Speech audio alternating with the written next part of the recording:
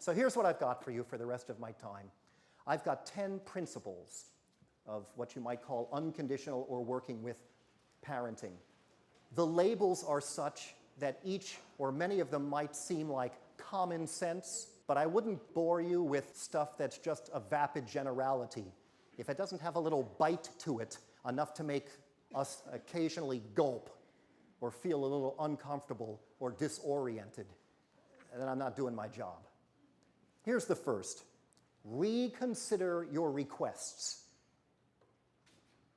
Sometimes when kids don't do what they're told, the problem is not with the kid, but with what you've told the kid to do.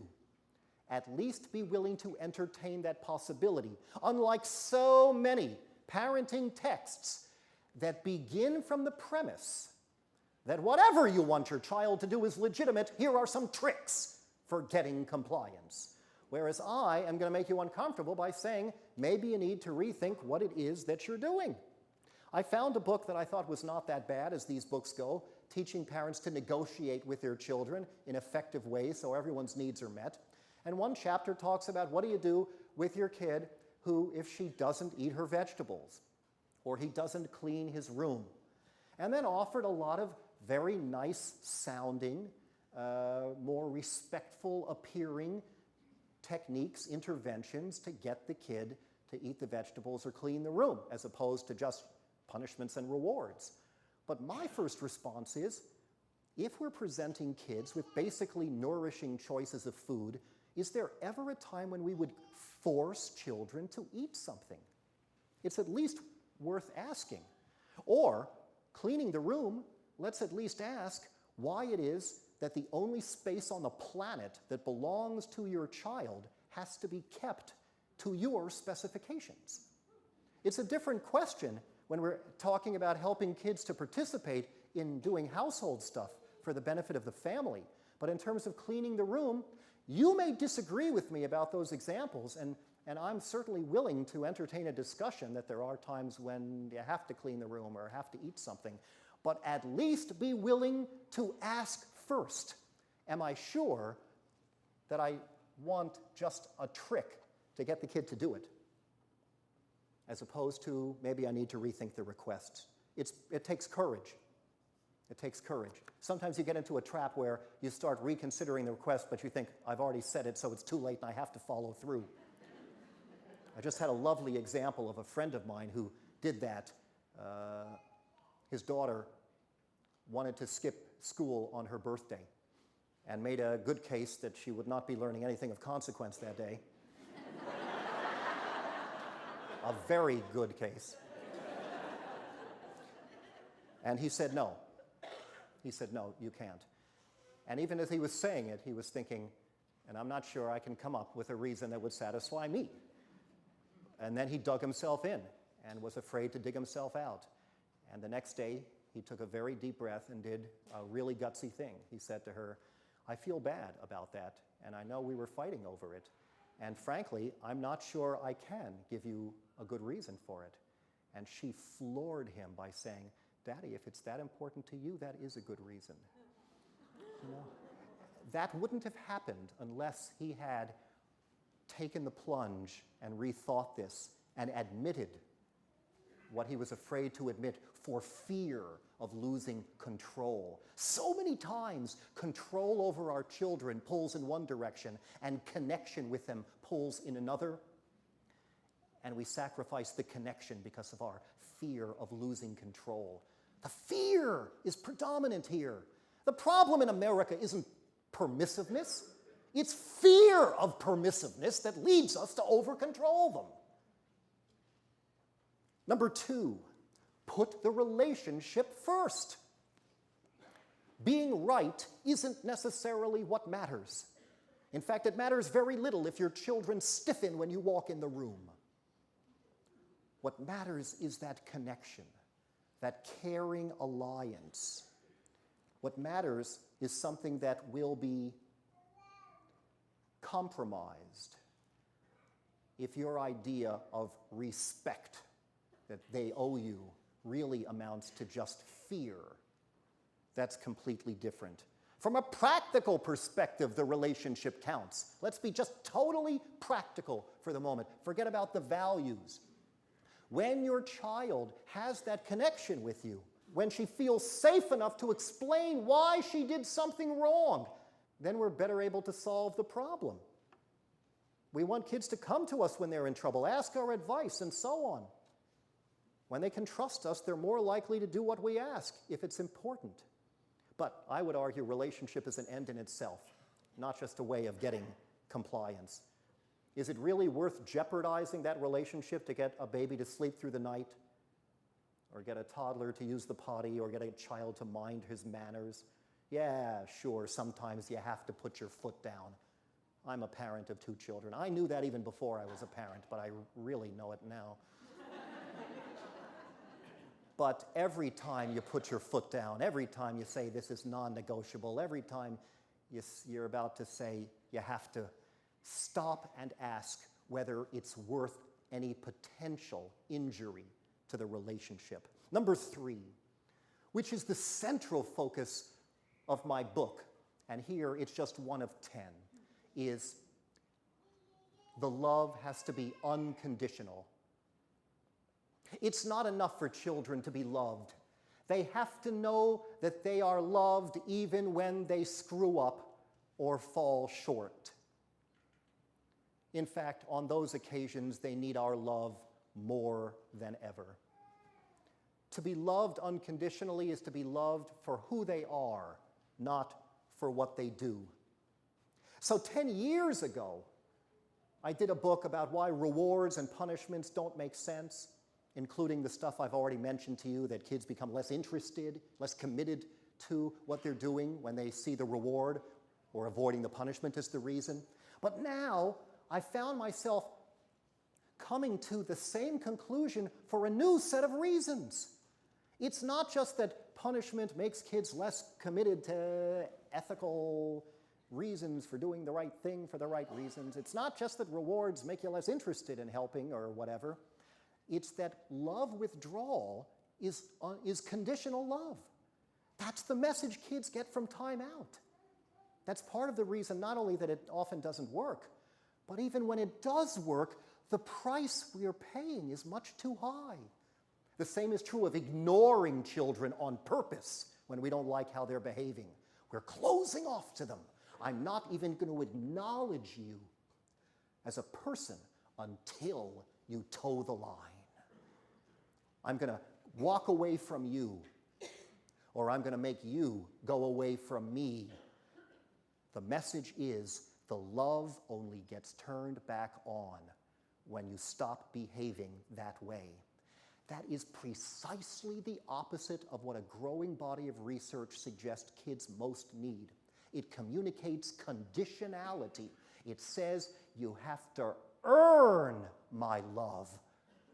Some parents say you have to earn my love by getting good grades, or doing well in sports, or generally being impressive. But other parents say you have to earn the love by being well-behaved, by minding your manners, or not talking back.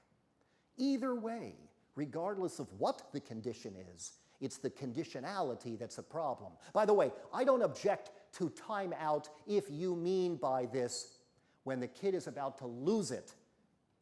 He can go to a safe, comforting, inviting place and do something fun until he cools off. I think that's a great idea. I need that sometimes. The adult needs that. The key questions are easy. If the child decides whether to go, where to go, what to do, and when to come back, it's a great way to deal with tension. If you're making those decisions, it's not innocuous, it's banishment. And it has deep effects. Positive reinforcement, then, I began to see, is nothing more than the flip side of love withdrawal. It's conditional affection. What kids need from us is love that never stops coming, is affection that doesn't have to be earned. When we praise them, when we give them the good jobs, when they when they get out the door on time, or make our lives easier and do things convenient for us. When we praise them, they become increasingly desperate for the kind of love that doesn't have to be earned. Unconditional support is the exact opposite of praise. Praise says, when you jump through my hoops, I give you the pat on the head. It says your life is a series of jobs, and they have to be done well. That's not what's useful to kids. And the more we praise them, the more insecure they become. The more they turn to us, the more dependent they become on our approval. Because they think they want the praise. But the reality is, what they want is something they're not getting at all. The opposite of praise isn't criticism or sullen silence. The opposite of conditional affection is unconditional affection, where we're proud of them, of course, when they do certain things, but we're proud of them even when they don't.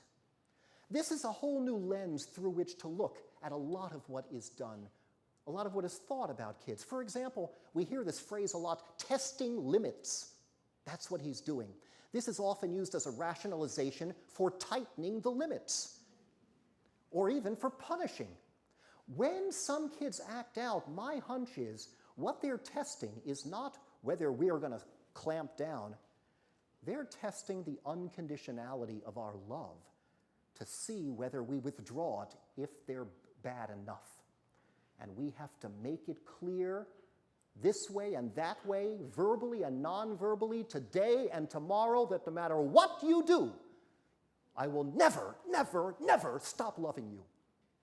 We have to do that affirmatively, but at the same time, we have to stop doing the stuff that gives the opposite message, like positive reinforcement when they're good and love withdrawal when they're bad. Fascinating study just published last year with college students, asking them whether they felt that their parents seemed to love them more when they controlled their negative emotions, when they were nice, when they did well in sports, when they did their homework and worked hard for grades. Turns out a lot of them said yes. Now this is interesting, because if you had asked the parents, do you love your children unconditionally? I'm sure that almost everyone would have said, of course. I don't care what the parents think. What matters is how the children experience it. And no matter how unconditional we think we're being, what matters is how it seems from their eyes. And lots of these kids felt, oh yeah, they were nice enough here, but I really got love when I did what they wanted or what impressed them. And then the researchers asked a bunch of other questions of these college students, and it turned out that sometimes it worked to raise kids conditionally. They did study harder sometimes when their parents' love was hanging in the balance. However, the more the parents used that conditional approach, the more alienated the kids were from their parents, the more resentful of them. And not only that, the more that the kids felt, young adults really, felt controlled from the inside, less free about the choices they made in life. Their motivation might have been internal, but it wasn't intrinsic. Sometimes we think all we want is kids to internalize the rules, have self-discipline so we don't have to stand in front of them with a carrot or behind them with a stick. But the reality is that sometimes the kids swallow the carrot and stick whole. And what looks like success on our part is not optimal psychological health. And many of these students felt not only less free, but took more short-lived satisfactions from things that went right in their lives. Other studies have found that conditional parenting leads teenagers in particular to create a false self. Because if mom or dad doesn't love me for who I am, then I will gradually pretend to be the kind of person they will love. It's hard to resist this. We are conditioned to be conditional in our society.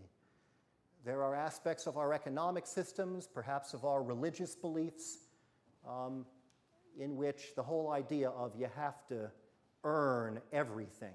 Even a good sense of yourself is important. And there's this constant undertow. When my daughter Abigail was crazy about The Wizard of Oz a few years ago, I found that there was a local theater group putting on a play of The Wizard of Oz, and I bought her tickets and told her about it. A day or two before the show, she acted in a miserably obnoxious way that was really getting under my skin. And I came this close to saying, can you see this? If this doesn't stop, you can forget about I stopped myself just in time. Because I realized either those tickets to the play are going to be an expression of love, or they're going to be a tool to control her. You cannot have it both ways. But even I feel this tug, this pressure. You know, some of the questionnaires that the researchers use have statements on them that children are asked to agree strongly with, or agree a little bit with, or feel neutral about, or disagree with, or disagree strongly with. And some of the sentences are things like, even when my dad and I used to fight, I always knew he still loved me.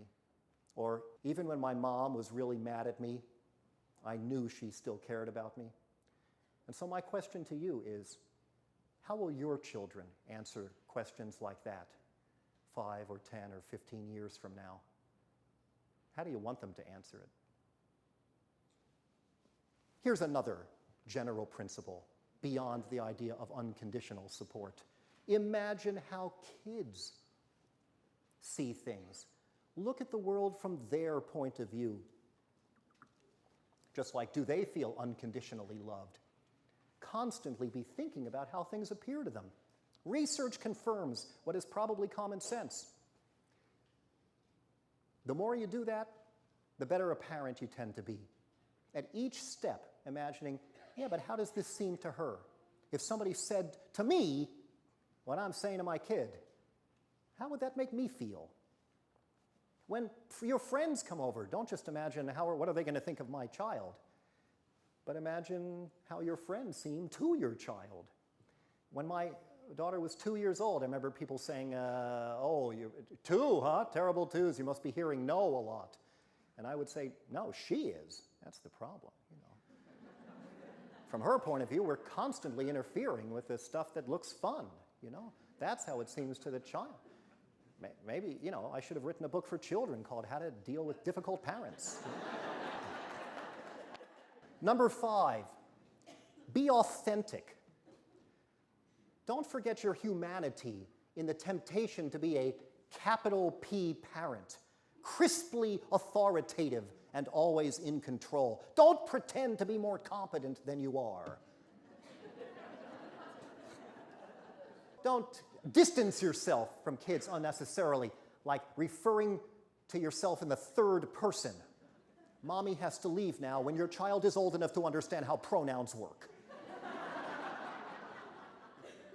Apologize to your child every so often. You'll find a reason. First of all, when you apologize to them, you set an example. This teaches them about saying you're sorry without losing face, which is a far more effective way to do it than what some parents do, which is compel their kids to apologize. Say you're sorry. Now, that is the ultimate in behaviorism. We're saying that kids have to do this even when they obviously aren't sorry. Do we think saying it, uttering the words, will make them feel that way? Or worse, do we not even care how they feel because if the behavior is performed, we're satisfied? When you teach children to say they're sorry when they're not, you are teaching them to lie.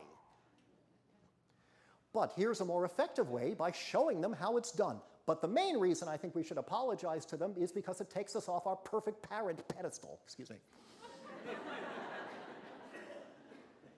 And the reason it works so well is the same reason that it's so hard to do, because we feel vulnerable. Because we feel like we're giving up that control. Kids will still look up to us, even if we're candid about our limitations. Even if we speak to them from our hearts. Even if they can see that for all the privileges and wisdom that adulthood confers, we are still in some ways just like them, feeling our way, trying to do what's right, struggling in the world to keep learning. In fact, the more real we are, the more respect they will probably have for us. Number 6, talk less, ask more. In some ways, I could have come out, an hour and a half ago and said that. Good evening. You want to be a better parent? Talk less, ask more. Thank you very much. Drive safely. Because there is so much to be unpacked there. Sometimes you say, I talked to the kid, and she's still doing this. The problem isn't that you didn't punish. The problem is that you did most of the talking. To what extent were you listening, responding, eliciting, imagining her perspective? That's what matters. Here's a little bonus for you. Talk less, ask more not only makes you a better parent, it makes you a better spouse. Or partner, or lover, or teacher, or manager, or colleague. When instead of simply trying to dictate or even explain, obviously kids need explanations. Better yet is when you ask them for their perspectives. That seems to make more sense. Good parenting is more a function of listening than it is of explaining, I believe. If they're too young to be able to explain their point of view to us, then we become a detective and try to figure out what their perspective is. My son Asa got real clingy and couldn't explain why a few years ago. Really dependent on us when he used to be happy as a clam in there playing by himself for long periods. And sometimes the clinginess became whininess and fussiness and defiance. And we realized this coincided with the departure of a babysitter he had known all of his life to that point. The last thing we want to do is say, you're testing limits. There's going to be a consequence if you keep acting like that, or you can do this by yourself, or whatever. And instead, try to understand what's going on. If we can't ask him explicitly, we can query him indirectly and recognize that he's probably thinking, if she could disappear like this, why couldn't mommy or daddy disappear as well? Again, the behavior is not the point. It's the reasons and motives underneath the behavior, and when we're attentive to them in various ways, we're more effective in a practical way. Number 7, here I steal from former Stanford professor Nell Noddings, who uttered what I think is one of the wisest sentences I've ever heard. Attribute to children the best possible motive consistent with the facts. Attribute to children the best possible motive consistent with the facts. A lot of times we don't know why kids acted the way they did. We really don't. Why assume the worst? Why assume the child was trying to get your goat? Why assume the child was trying to make you unhappy? Sometimes it's just a matter of developmental limitations. Children of a certain age cannot understand what it means to make a promise and keep it. Children of a certain age can't sit still for a long family dinner. Don't assume it's because they're being, challenging or something like that. Or that when they act out, he's just doing it for attention. As the late Herb Lovett used to say, as if that's a stupid need. It's like saying, oh, sure, you went out to dinner with your friends. That's just because of your need for companionship. Don't assume the worst. Assume the best when you don't know why kids did something. I just told you this yesterday. Are you deaf? Are you dense? The kid would say, I'm not dense, I'm 3, if he could. So, you go out to restaurants, you go out to playgrounds, you see parents berating little children for being little children. It's heartbreaking. But it's not only developmental limitations, there are other cases why we're not really sure why they're doing it. We don't know why. But I'll tell you this, our assumptions about their motives affect the way we treat them. There's research showing that the kind of parent who assumes the worst about kids in general, and indeed human nature in general, are more likely to respond punitively, or at least with more control, which creates a vicious circle, because kids live down to our negative expectations. That's why if we have an auspicious circle created, as I like to call it, that makes a lot more sense if we assume the best. Again, Noddings adds, consistent with the facts. If a kid hauls off and slugs another kid, we don't say, I'm sure you didn't mean to hurt him. Although even then, young kids may not understand the dimensions of the hurt. Assume the best. Number 8, try to say yes when you can. Don't say no constantly. Sometimes you have to say no, of course, but it's not always for safety reasons. Sometimes we say no out of force of habit. Sometimes we say no because what they're asking would be inconvenient for us. Sometimes we say no on some level to make sure they know who's really boss, though that's hard to admit. If your kid wants to sit backwards on his chair at dinner, why not? You know, if your kid wants to make a slurpy sound when the straw gets to the bottom of the juice box and it sounds like static, why not, you know? The kid wants to sleep on the floor. Don't automatically say no. You know, kids get plenty of frustration as it is.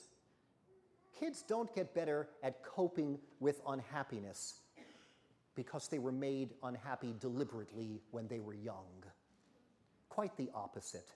You say yes twice as often as you do now, they're still going to get plenty of experience with frustration. Things they can't do. Things they can't succeed at. And besides, when you keep saying no, it's hard to enforce an endless series of prohibitions, so pick your battles. Of course, it's not just a matter of how many times you say yes or no. It's a little more complicated than that. Some people say no too often, and some people say yes out of laziness, which is not what I'm talking about. All right, take the damn cookie then. You know. The real question is whether we provide guidance, whether we provide support, whether we're mindful parents in thinking, you can't do it all the time. I know how exhausting it is, but you do it as often as you can. Otherwise, we act on autoparent, you know? Or, more frightening yet, we channel our parents. I call it, how did my mom get in my larynx, you know? The same statements, the same rules, sometimes the same intonations, you know? The fact that you were raised that way doesn't automatically make it optimal. A mindful parent selects that stuff from his or her own childhood that it makes sense to reproduce and leaves behind that which wasn't. People actually sometimes say, I was raised to do this, as if that closes the discussion. As if you're incapable of deciding. And it's not just a matter of intellectual capacity. There's a lot more going on because of how problematic and sometimes terrifying it is to come to grips with some of the things that were done to us as children. So there's a lot going on that makes it hard. It's funny, I was doing a radio show just last week talking about some of these issues in Wisconsin. And a woman called in and said, I have to be honest with you, when you started talking, my first reaction was, oh, it's just going to create a bunch of spoiled brats. And then she said, I stopped and realized that was my mother talking. And it's not what I really believe. And yet, she came close to not recognizing that. And anyway, that's true of many things, not just yes or no. Number 9, don't be rigid. Waive the rules. Now and then, let them eat in the living room. Let them stay up past their bedtime. Don't worry, you're creating a precedent. You know, on certain situations, be flexible about this. The same thing is true how we respond to misbehavior. You know, the kind of parents who feel that we must respond to the 2 siblings or 3 siblings the same way all the time, that's because there's punishment involved. That's one of the other wonderful bonuses of getting rid of punishments, is that you have the option of responding differentially to different children in different situations, because it's not a matter of hurting them. You know, make allowances for the fact that your child's having an off day, or that you're feeling less tolerant. Understand the context. You know, predictability is good. Kids need predictability, but don't make a fetish of it. Don't use that to justify what is really rigidity.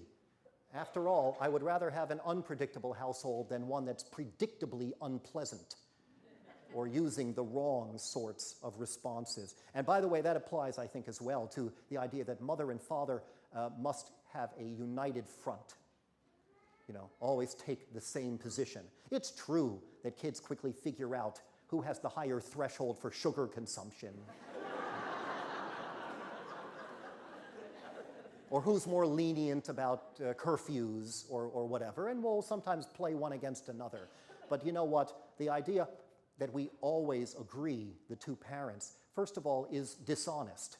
And it is a far more useful lesson for kids to see that we disagree with one another about some things and can talk it out and still love each other, and where there can be a discussion. Plus, a united front sometimes feels, again, perspective taking from the child's point of view, like those two people are united against me. And here's my last one. Let kids decide whenever possible. Support their autonomy. Bring them in on the process. All people deserve some control over their own lives. There are significant costs to having children feel like they have no say over the things that matter. And there's substantial research indicating that when they do feel some power, it's a predictor to mental health, sometimes even physical health. The research shows that teenagers who participate in family decision-making tend to rely more on their parents, share many of their beliefs, and feel better about themselves. They like school more, they prefer more challenging assignments, they're more likely to stay out of trouble than teenagers who really are told what the rules are instead of helping to formulate them. Kids respond when they're treated with respect, when they're involved in problem solving, and when they're assumed to be well-intentioned. It's kids raised with traditional discipline who try to take advantage. Give them an inch, they'll take a mile. I once heard a preschool teacher say that to me as I was walking by. She was apologetic for the fact that they had the nerve to be whooping it up and being kids outside. You know? And suddenly I heard that as if for the first time. Give them an inch, they'll take a mile. That is true mostly for people who've only been given inches in their lives. It's not a statement about human nature, but about the harms of over-control that preceded that response. The way kids learn to make good decisions is by making decisions, not by following directions. And some of those decisions can be trivial. A 2-year-old can decide whether to have the plate with the whales on it or the dinosaurs on it. But even at 2, it should be more than that. And by the time kids are 5, 6 years old, they need to be able to have some autonomy to make some choices that might make you uncomfortable. It's not just the stuff you don't care about that they should be able to choose. They should be brought into problem solving from the beginning. It doesn't mean complete freedom, but let kids decide unless there's a compelling reason not to. The burden of proof, as my lawyer friends would say, should be on the decision to say no. Only I can decide. And when you tell them they can't choose, make sure that it's not just because of your unwillingness to give up control. The best parents say to themselves a lot, why did I decide that? Why did I tell when I could have asked? Sometimes kids can get the last word, but even when they can't, give them the first word. In other words, how many brownies do you think you should have given that dinner is coming up? And if they say 100 trillion, we'll take it from there. You know, we don't necessarily say yes, but at least you're giving them a chance to be independent thinkers. In my experience, by the way, almost all parents I know want their kids to be independent thinkers, want their kids to be able to think for themselves and be able to be assertive with their peers. But the reality is, if you want them to be that way with their peers, you have to welcome their being that way with you. Otherwise, you have a situation where you've got kids who are now doing whatever their friends tell them because they've been brought up to do what they're told. It's just that now somebody new is telling. You know what? Somebody once said, too, you don't say no to drugs. You say no to people offering you drugs. There has to be the ability to stand up against. And that's why when your kid argues with you, although it's sometimes annoying, it is nevertheless a very good sign in most cases. That's part of that problem solving. It's part of their taking an active role in all this. Sometimes it's not just I decide or you decide. It's let's negotiate, let's work it out together. I'll tell you one quick story. When my daughter Abigail, I know none of you will be able to relate to this. It must be true only in my family, but it is murder getting her out the door in the morning. It takes forever, and we're nagging, and we're telling her, you only have this many minutes left, and I told you to brush your teeth. Why haven't you brushed them by now? And so on. You've never had this, no? It's just us. Well, what could we do? You know, there are doing to options, and there are working with options. The doing to options come in two flavors, threats and bribes. If you are not out the door, ready to go at 8:20, you're going to walk to school, you know, or you're not going to get dessert or something like that. Or the reward, honey, if you get ready in a big hurry, we're going to give you a doggy biscuit. We're going to, whatever it is, you know, whatever you want. You know, basically, again, it's like training a pet. The working with solution varies, but I'll tell you what we did. One evening, when everything was relaxed, when we're not in a hurry, because you can't solve the problem in the moment. But that doesn't mean you don't do working with. The fact that you can't have a rational conversation with a child having a temper tantrum in the supermarket is not an excuse for punishment or an argument against solving problems together. It just means you do it in a different time and sometimes place. So one evening, we sat down with her, my wife and I, and we asked her first to imitate the way we sound in the morning. This is very empowering. And she had a ball. She was good. And we made it clear to her that we don't like the way we sound, and we don't like doing this, and she doesn't like doing this. And so, instead of telling, we asked, what do you think we could do so you're ready on time? You know, it doesn't even matter really what she came up with. If she came up with something obviously stupid but that wouldn't hurt anyone, we would try it out and then check back later. The real point is that she was asked. We were communicating to her that her voice matters, her opinion counts. We want to know what she thinks, because that's how people learn to be decision makers and responsible people. So you know what she came up with? She said, it takes me a lot of time to get dressed, so I should just put on my clothes the night before and sleep in them.